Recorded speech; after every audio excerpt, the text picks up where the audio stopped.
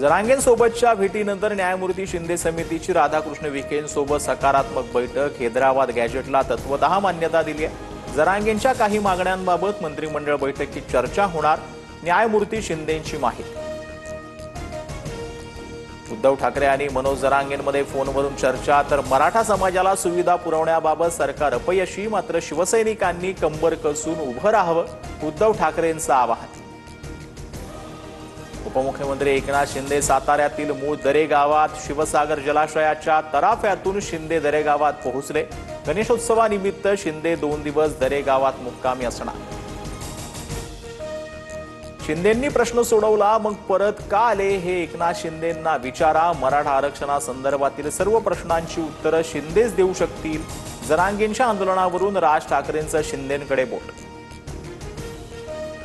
जरांगेंनी मांडलेल्या मागण्या रास्त, त्यात जरांगेंचा स्वार्थ नाही। शासन त्याबाबत विचार करते, मात्र कुणीही महायुतीत मिठाचा खडा टाकण्याचा प्रयत्न करू नये।